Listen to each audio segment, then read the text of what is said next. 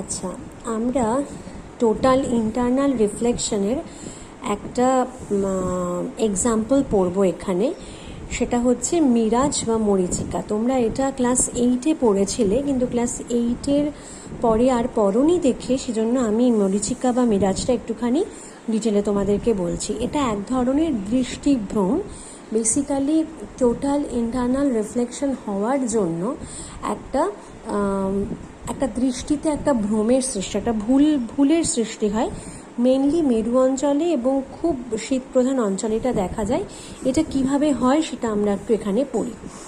দেখো, এটা হচ্ছে মরুভূমির একটা ছবি দেয়া হয়েছে। এভাবে এভাবে মিরাজ বা মরীচিকার বিষয়টা বোঝানো হয়। মরুভূমির যে বালি, সেই বালির ওপরের যে বায়ুস্তর, সেই বায়ুস্তরকে আমরা অনেকগুলো লেয়ারে, অনেকগুলো স্তরে স্তরে ভাগ করে নিই। এবং যেহেতু আমরা জানি যে মরুভূমির বালি দিনের বেলা অত্যন্ত উত্তপ্ত হয়ে যায়, এবং তার ফলে কি হয়, ভূপৃষ্ঠ সংলগ্ন যে বায়ুস্তর সেটা সব থেকে বেশি উত্তপ্ত থাকে। তার ফলে সেটার আয়তন বেশি হয় এবং তার ঘনত্ব কম থাকে। তার পরবর্তী স্তরের তাপমাত্রা একটু তুলনায় কম থাকে, তার আয়তন তুলনামূলকভাবে একটু কম এবং ঘনত্ব তুলনামূলকভাবে একটুখানি বেশি থাকে। এইভাবে দেখা যায় যে যত আমি মরুভূমির বালির যে পৃষ্ঠ, সেই বালির পৃষ্ঠ থেকে বায়ুমণ্ডলে যত ওপরের দিকে উঠব, তত ধীরে ধীরে বায়ুর উষ্ণতা কমবে। বায়ুর উষ্ণতা কমলে দেখা যাবে যে ঘনত্ব ধীরে ধীরে বাড়ছে। সব থেকে উষ্ণ বায়ুর স্তর সব থেকে নিচে, তার ঘনত্ব সব থেকে কম, অর্থাৎ সেটা হালকা মাধ্যম বা লঘু মাধ্যম। এবং যত ওপরের দিকে উঠব তত মাধ্যমগুলোর ঘনত্ব কিন্তু বেশি। এখানে মাধ্যম বলতে বায়ু মাধ্যমের মধ্যেই অনেকগুলো স্তরের কথা বলা হচ্ছে। এবার ধরা যাক মরুভূমির প্রান্তে কোনো গ্রাম আছে। সেই গ্রামে কোনো একটা গাছের কোনো একটা পার্টিকুলার পয়েন্ট আমরা চিন্তা করছি, সেখান থেকে আলোকরশ্মি এই বিভিন্ন দিকে ছড়িয়ে পড়েছে। তার মধ্যে একটা আলোকরশ্মি আমরা ধরে নিলাম যে আলোকরশ্মিটা ওই গাছের কোনো একটা পয়েন্ট থেকে বেরিয়ে এরকমভাবে নিচের দিকে আসছে। অর্থাৎ সেই আলোকরশ্মিটা যখন নিচের দিকে আসছে, তার মানে সে অপেক্ষাকৃত ঘন মাধ্যম থেকে অপেক্ষাকৃত লঘু মাধ্যমে আসছে। তার ফলে তার আপতন কোণের থেকে তার প্রতিসরণ কোণ বড় হয়ে যাবে, এবং ওই বড় প্রতিসরণ কোণে যখন সে তার পরবর্তী স্তরে আপতিত হবে, তখন সেই বড় হয়ে যাওয়া প্রতিসরণ কোণটাই আমাদের পরবর্তী ক্ষেত্রে বা দ্বিতীয় ক্ষেত্রে আপতন কোণ হবে। এটা আমরা যেখানে প্যারালাল কতগুলো মাধ্যম রয়েছে বিভিন্ন আলোকীয় ঘনত্বের, সেখানে যে আমরা কনজিকিউটিভ রিফ্র্যাকশন পড়েছি, সেখানে দেখেছি তো যে যেটা প্রতিসরণ কোণ হয়ে গেল সেটাই পরবর্তী মাধ্যমের ক্ষেত্রে আপতন কোণ হয়ে গেল। তাহলে আপতন কোণটা এভাবে বেড়ে যাবে। আবার কি হবে, যখন একটা পার্টিকুলার কোণে আপতিত হলো, সেটা ঘন মাধ্যম থেকে লঘু মাধ্যমে আসছে, তার ফলে লঘু মাধ্যমের প্রতিসরণ কোণ বেড়ে গেল। তার ফলে পরবর্তী যে মাধ্যম, সে মাধ্যমে আপতন কোণটাও বেড়ে গেল। এইভাবে মাধ্যমের আপতন কোণ সমানে বাড়তে থাকবে এবং প্রতিষ্ঠিত রশ্মিটা সমানে বেঁকে যেতে থাকবে, এবং পরবর্তী মাধ্যমগুলোতে আরও বেশি কোণে আপতিত হবে। এরকম করতে করতে এমন একটা সময় আসবে যখন আপতন কোণের মানটা এমনই হবে যে সেটা ওই দুটো মাধ্যমের সংকট কোণের চাইতে বড়। তখন আলোকরশ্মি আর নিচের দিকে না নেমে অভ্যন্তরীণ পূর্ণ প্রতিফলন ঘটে ওপরের দিকে উঠবে। এবার যখন ওপরের দিকে উঠছে, তখন সে লঘু থেকে ঘন মাধ্যমে যাচ্ছে, অর্থাৎ তার প্রতিসরণ কোণ ছোট হয়ে যাচ্ছে, অর্থাৎ পরবর্তী মাধ্যমে আপতন কোণটাও ছোট হয়ে গেল, এবং রশ্মিটা তার ফলে ক্রমশ অভিলম্বের দিকে সরতে থাকবে, ক্রমশ রশ্মিটা খাড়া হতে থাকবে। এই খাড়া হতে থাকা রশ্মিটা যখন কোনো একজন দর্শকের চোখে গিয়ে পড়বে, তখন আমি তোমাদেরকে অনেকবার বলেছি, যারা আমার কাছে এর আগে ক্লাস 10-এ পড়েছো তারা জানো যে আমাদের চোখ কখনো কোনো বাঁকা পথ বুঝতে পারে না। আমাদের চোখ কোনো আলোকরশ্মি যখন আমাদের চোখে এসে পড়ে, সেই আলোকরশ্মিকে শতাংশে পিছনের দিকে বর্ধিত করে একটা নির্দিষ্ট বিন্দুতে সেই আলোকরশ্মিটা একটা নির্দিষ্ট বিন্দু থেকে আসছে বলে মনে করে।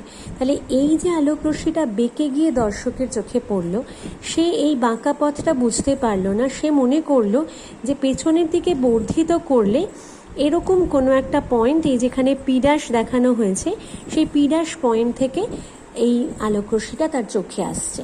এখন এখানে আমরা একটা মাত্র পয়েন্ট নিয়ে আলোচনা করেছি। এখানে এই গাছে অজস্র পয়েন্ট আছে, বিভিন্ন পয়েন্ট থেকে আলোকরশ্মি বিভিন্ন দিকে ছড়িয়ে পড়ছে। তার মধ্যে বেশ কিছু আলোকরশ্মি এভাবে এসেও মানুষের চোখে, দর্শকটির চোখে পড়বে। তাহলে এইরকমভাবে সে এই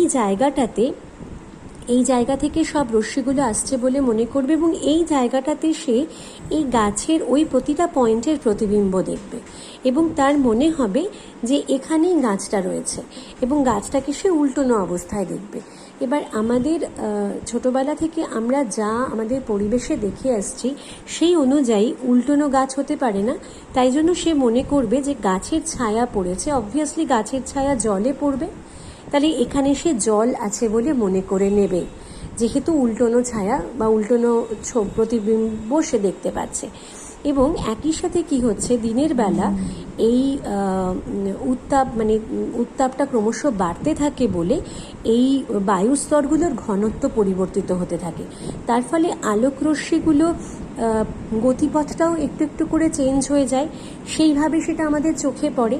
তার ফলে এই যে প্রতিবিম্বটা, সেই প্রতিবিম্বটাকে আমরা প্রতিবিম্বটাকে দর্শক কাঁপতে দেখে। তো ন্যাচারালি সে আরও বিশ্বাস করে যে জলে ছায়া পড়ছে এবং সেই ছায়া কাঁপছে। এইভাবে এখানে জল আছে মনে করে সে সেদিকে এগিয়ে যায়, এবং যত এগোয় অনেক সময় সেই প্রতিবিম্বটাকে সে আরও সরে যেতে দেখে, বা অনেক সময় খানিকক্ষণ বাদে সে আর প্রতিবিম্বটা দেখতে পায় না। এইভাবে একটা দৃষ্টিভ্রম হয়।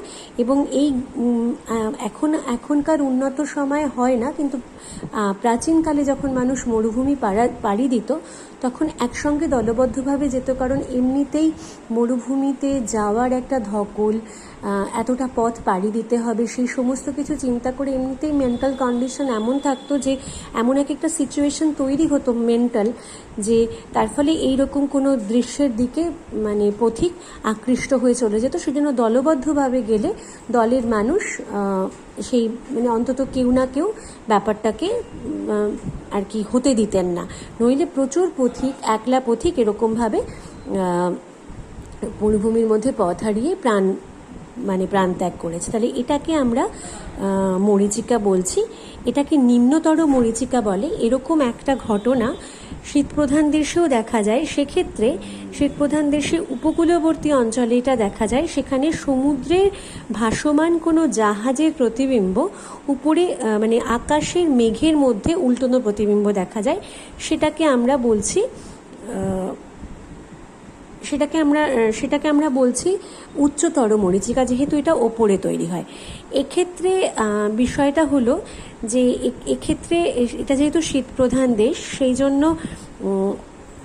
এখানে কোনো সমুদ্রের পার্শ্ববর্তী যে উপকূলবর্তী অঞ্চল, সে সমস্ত জায়গায় ভূপৃষ্ঠের কাছাকাছি যে বায়ুস্তরগুলো থাকে সেগুলো অতিরিক্ত ঘন থাকে। যত উপরের দিকে যাওয়া যায় তত স্তরগুলো আর কি লঘু হতে থাকে, এবং সেক্ষেত্রে কোনো জাহাজ বা কোনো কিছু থেকে ওপরের দিকে নির্গত হওয়া আলোকরশ্মিগুলো ক্রমশ বেঁকতে থাকে। ওই একই পদ্ধতিতে বেঁকতে বেঁকতে যখন সেটা একটা পর্যায়েতে এসে অভ্যন্তরীণ পুনঃপ্রতিফলন হয় তারপরে সে আবার নিচের দিকে নামতে শুরু করে সে